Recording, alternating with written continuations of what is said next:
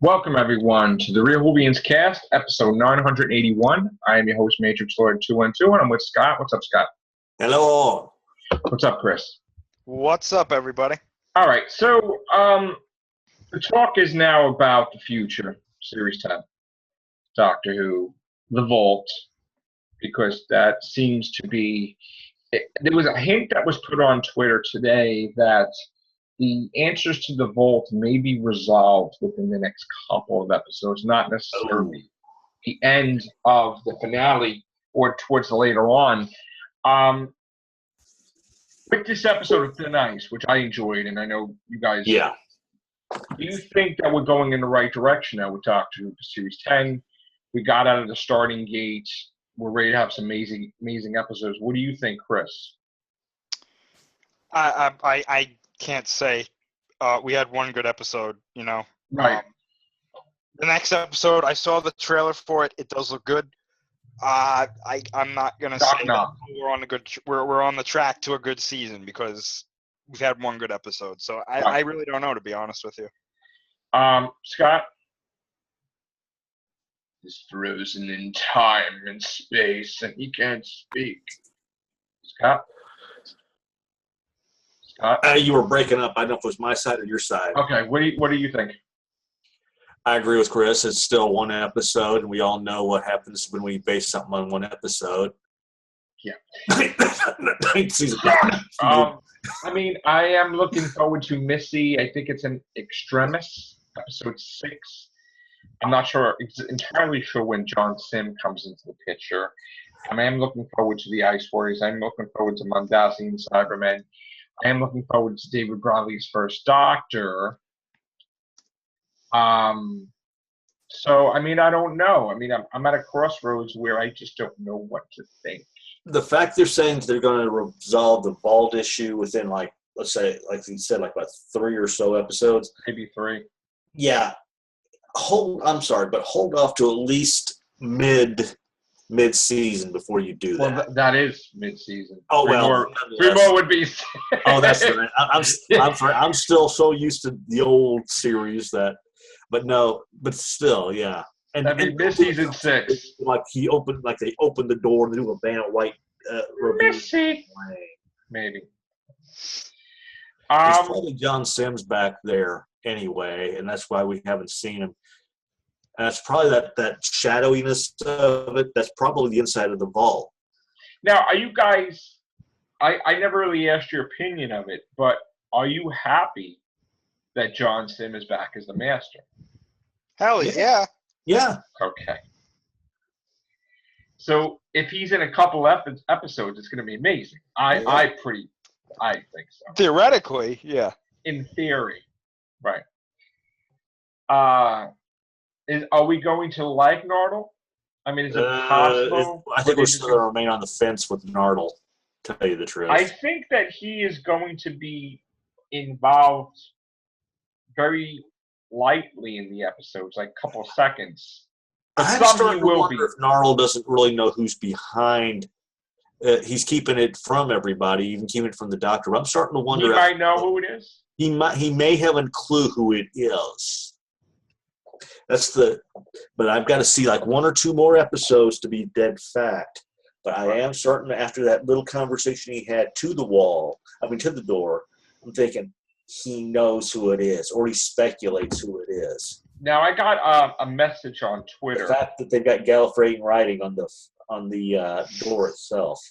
Yeah, I got a message on Twitter from this guy Ben that he usually finds things out and he tells me stuff, and he said that a shocking thing, and I haven't confirmed this yet, but he said that in one of the books that's supposed to feature the 12th Doctor and Bill, that they reference that Sarah Jane Smith dies in the year 2017. Ooh. That it's part of the story. That in other words, yes, Elizabeth Sladen died back then, but in Doctor Who universe, Sarah Jane's still alive until this year. So, I mean, for the sake of a story, would you go there? No. I'm sorry, even though they're equal, I'd still keep book side and the series side separate, unless it's an actual print per print of the episode. So you wouldn't even mention her ever again, or not even. I would mention her, but I wouldn't raise the issue that she was dead. I'd say she's probably off somewhere investigating something, and everybody on Banham Road is off doing their thing. Okay. But I still would not bring the fact that Sarah Jane is dead until we actually see maybe something like they did with the Brigadier. Yeah, with the Brigadier. What do you feel about that, Chris? They never did hint, because they only made the hint that the Brigadier died in bed in a Sylvester McCoy thing, and they have not. Well, no, it wasn't that. It was Matt Smith went to visit the Brigadier. Yeah, that's what I'm saying. And then there said he died in bed, but it's related to that too. Yeah. Yeah.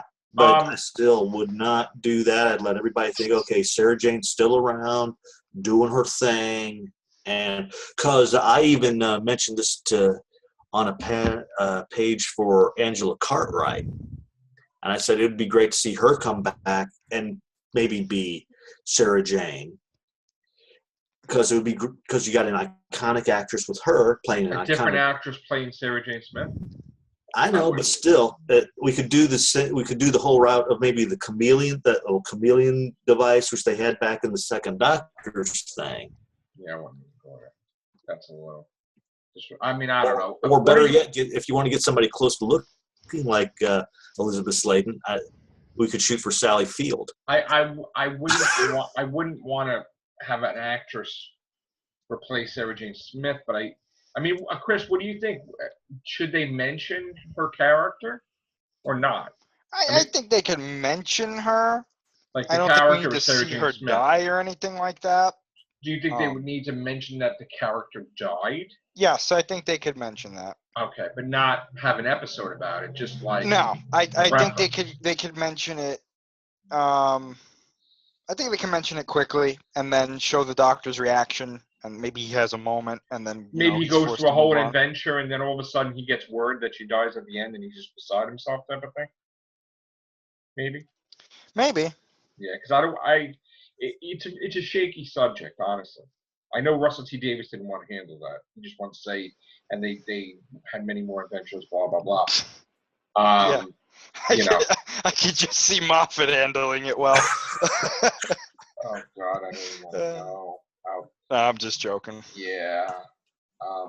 Well, I just find that's weird for the books that they're doing that, but I don't know if I would want it. If it's the major part of the story, I wouldn't want to see that.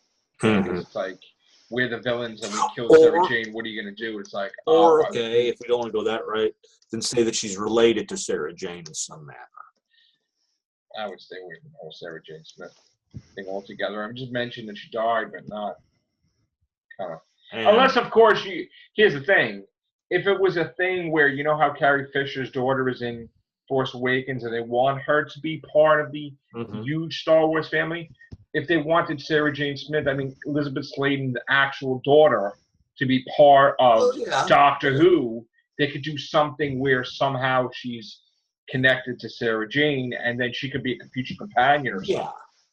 Or whatever. But other than that, Same thing with Harold Ramis, like his daughter. They wanted to make her a Ghostbuster or something related to the thing, But I don't know. I would stay away from the Sarah Jane thing. All right, so we also got the thing about Christmas that, it did come out that it's probably going to have something majorly to do with the 50th. That so far is what's going to happen. Capaldi and the First Doctor are gonna. I'm against this whole thing about him contacting any of the doctors to do with the 50th. I mean, I was under the impression that Matt Smith's doctor did that, and he had the final. That was the whole thing. Moffat focused on Matt Smith because that was his doctor, and he's the one that did everything, and he's the one that got everybody together. So, to have Capaldi contact all the other doctors and say, "Let's go." Matt Smith should know about his existence. If they're going to do something like that, then there should be, I know it's probably an overused cliche, but do something like a temporal rift, and in order to close it, he contacts maybe a handful of his past doctors.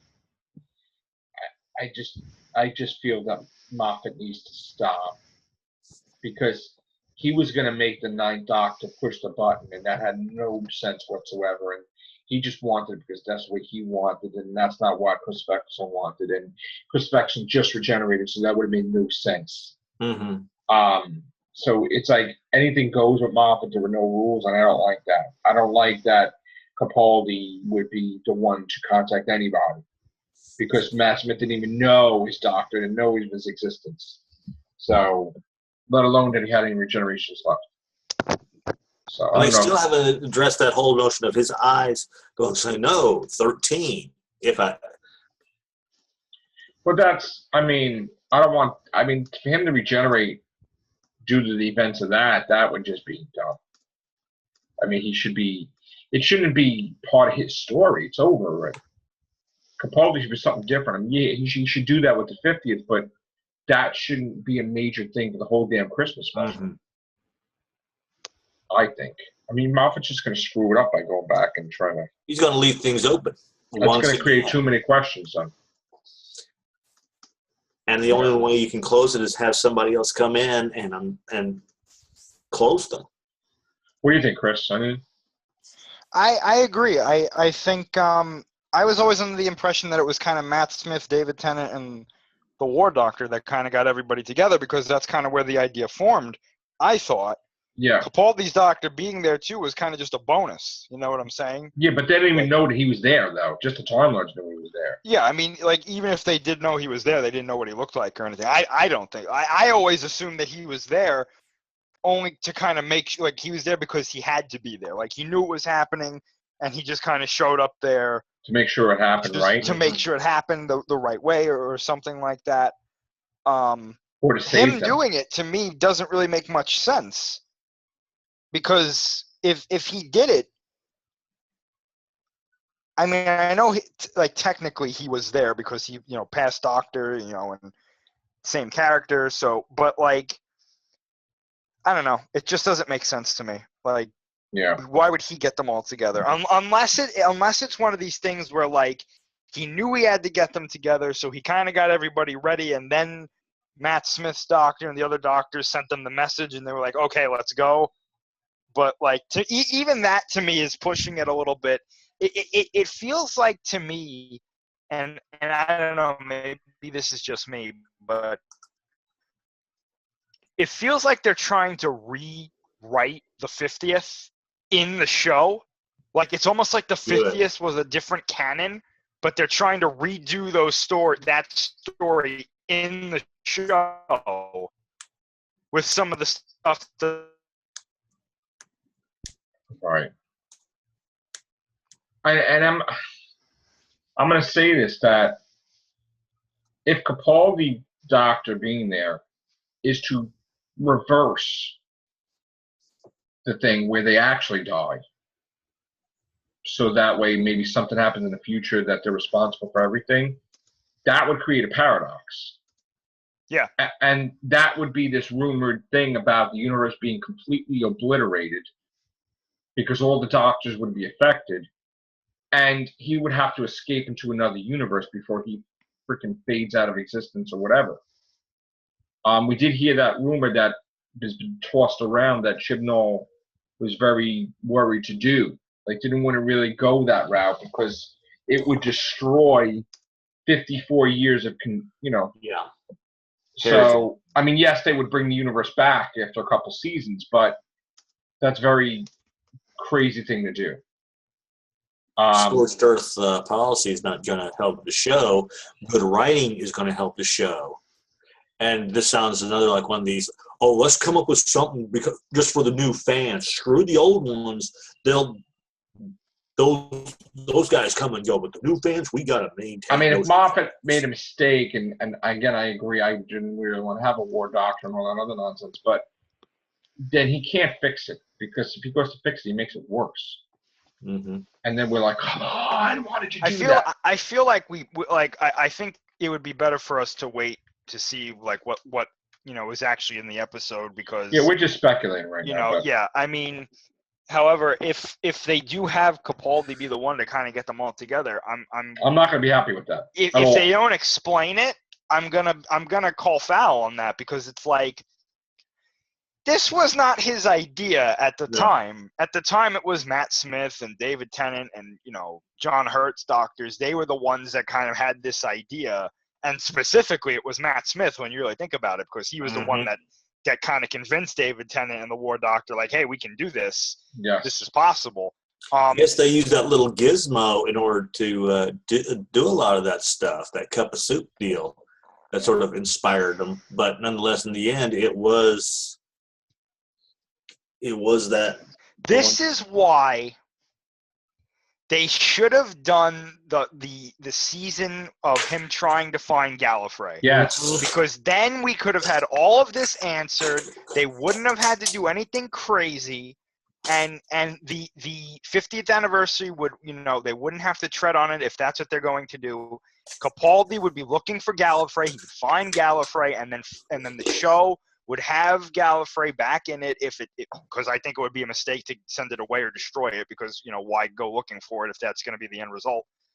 And then you can have more creative stories, maybe with more Time Lords, maybe the Council of Gallifrey, more Time Lord technology. Maybe you have, maybe some new Time Lord or Gallifreyan characters. You can bring back the CIA, the Celestial Intervention Agency on top of that. You can do so much more, and maybe you have some rogue Gallifreyans who are pissed about what happened.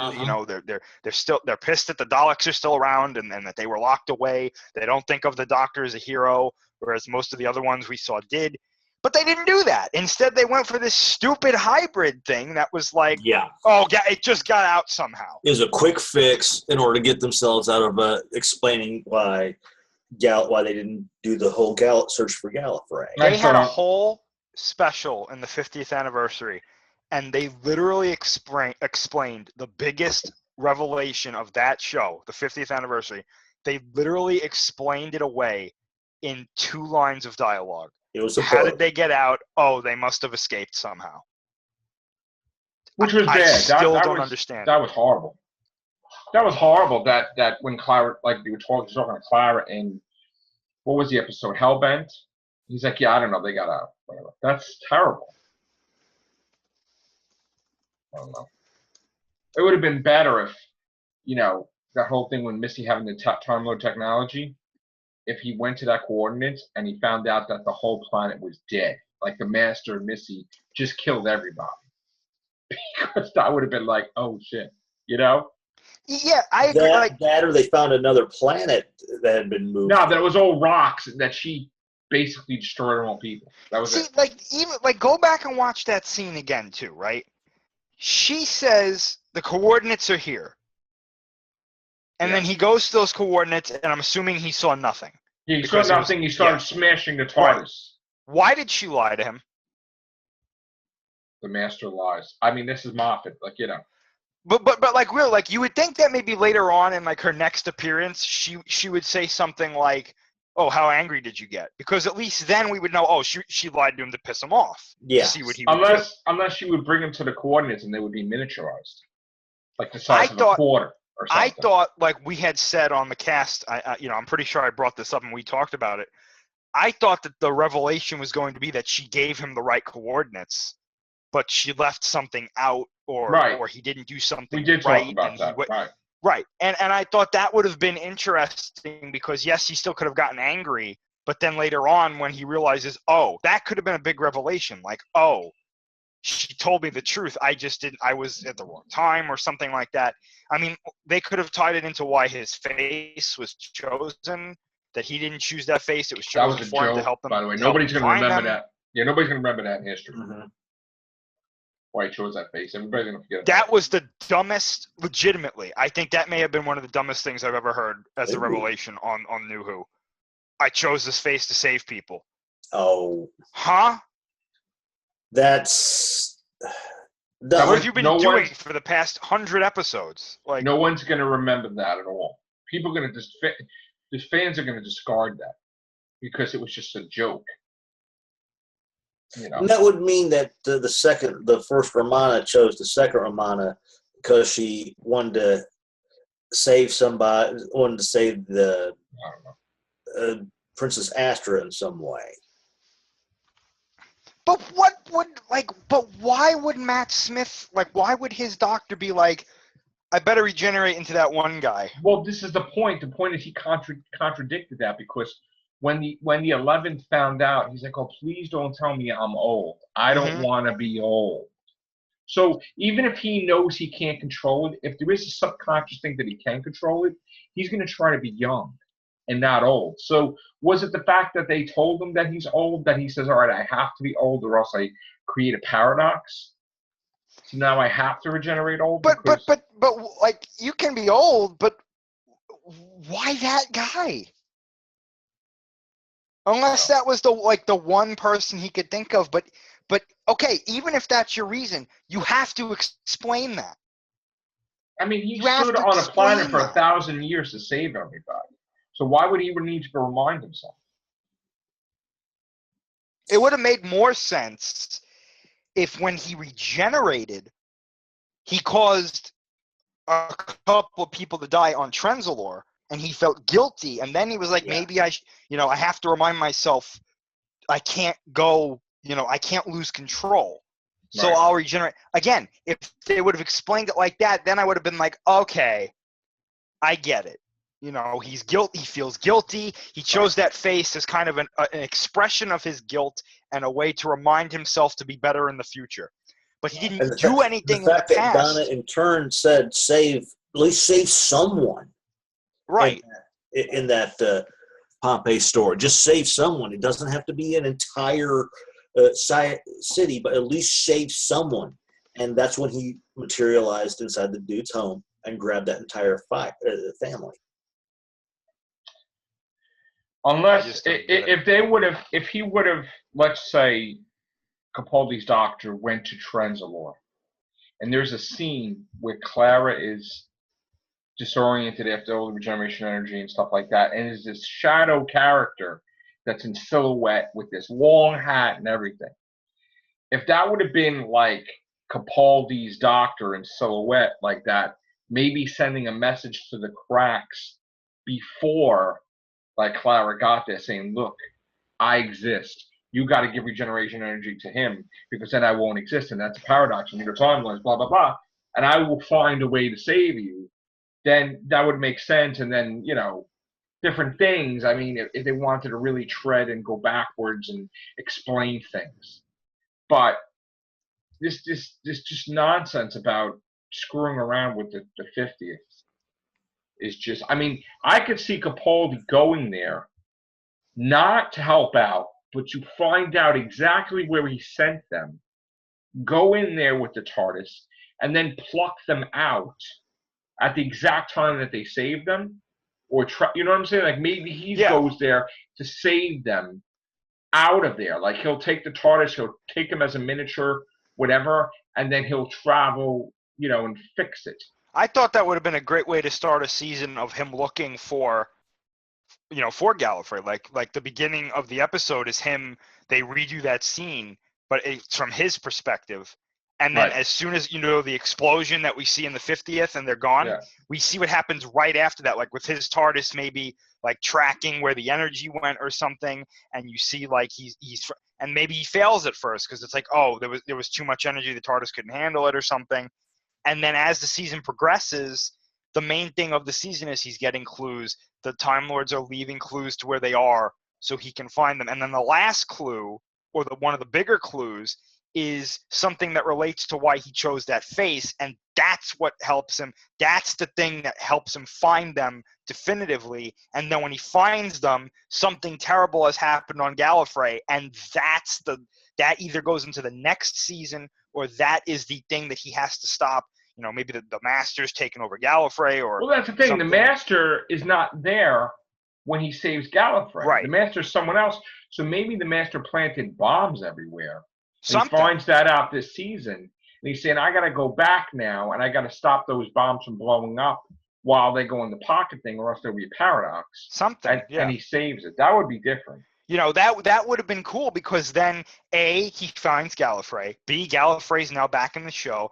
And now you've opened up the doors to having so many things in Well, the no, show you from the couldn't. classic No. series. You couldn't do that because from the Gallifreyan point of view, they were already saved from that pocket thing in Hellbent. No, So I'm saying if that didn't happen, if Hellbent and all that didn't happen, if Okay. there was a season where he went to go find them, then they could have done that. But what we have now, it's impossible. The story. Yeah, I no just matter pitched, how it he doesn't work. saves them, they go to Yeah. the end of the universe and Yeah. hide. That's And they're like, oh yeah, we put you in the confession dock for that's why I'm saying it's just that conclusion to that whole thing. Just I'll never understand it. And I'll never understand how he did all that to save them, and the Time Lord screwed him over and put him in a confession dock for 4.5 billion years. It's like he just saved the whole entire planet. He saved the war. He stopped everything, and they're a bunch of scumbags for doing that. So. It's crazy.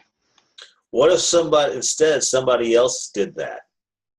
That he was on that maybe either Missy. No, they said it in Hellbent. The Time I Lord know, said it. but I'm just saying, going with a hypothetical thing, it could have been a red herring in a way, in order to save their Tookuses. It's too late. We can't fix him, Moffat. Moffat screwed up so bad. Thank you, Moffat. Thanks a lot. Give a writer a headache to fix this shit. It is what it is, man. It's never going to be what we think it's going to be. It's probably going to be stupid. That's why I think Or Chibnall is gonna.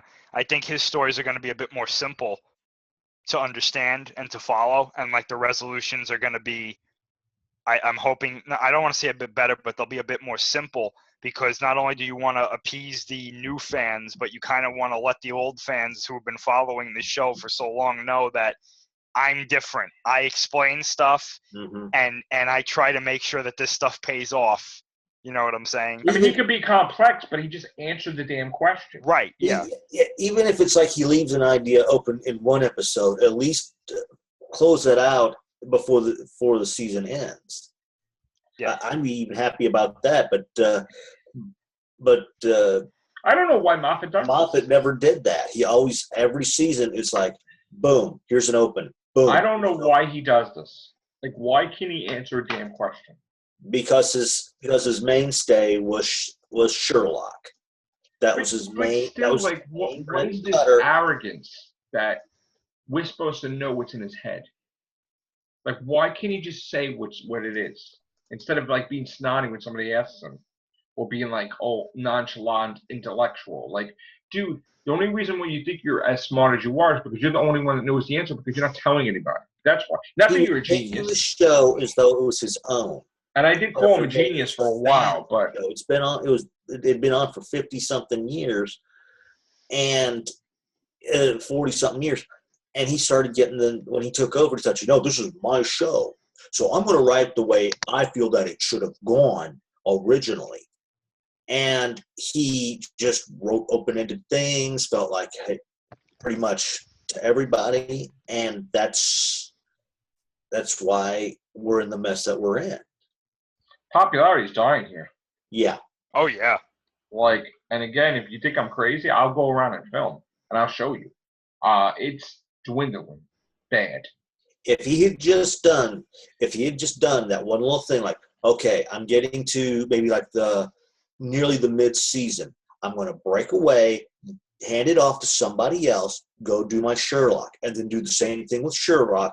Okay, I'm getting into my mid-season here. I'm going to hand it off to somebody, return Doctor Who, and boom, boom, boom, boom, do that. But no, he had to take care of both shows at the same time. And it's like he was doing this whole thing where, let's see, this would be good for Sherlock. No, I need to give that story to Doctor Who. No, this storyline would be better for Sherlock. It's like at times he couldn't decide which storyline he wanted for Doctor Who and Sherlock. So it's just like, here.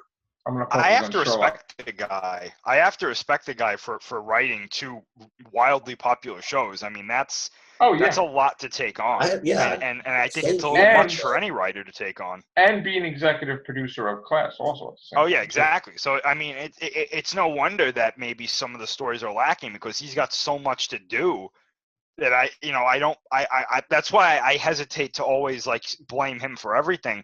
But it's like He's the showrunner. Who you Shouldn't gonna you blame? know what your limit is? Like, if you can't handle these 2 shows, like Scott said, you got to find someone who can do it for you. You know. Well, he couldn't handle the Paternoster series. That's why he ripped it. And now they're deciding to put one out.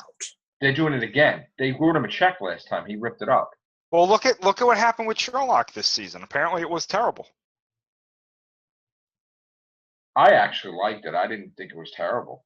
Well, I mean, the general consensus that I've seen, people did not like it, and I think now it's filtering into that show too, that he's trying to do Doctor Who and that, and now finally it's like he's reached his limit. You know, Well, it's the like Sherlock thing, it's like bring back Moriarty already and stop the bullshit.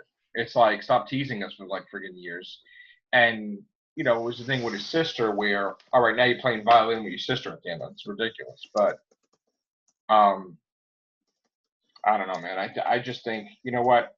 Let's just get through the season. Let's have many more good episodes, hopefully. Hopefully. Knock Knock. They have clips up already. So check it out, Chris. They have clips up already of Knock Knock. And we'll see what happens with that. That's going to be it.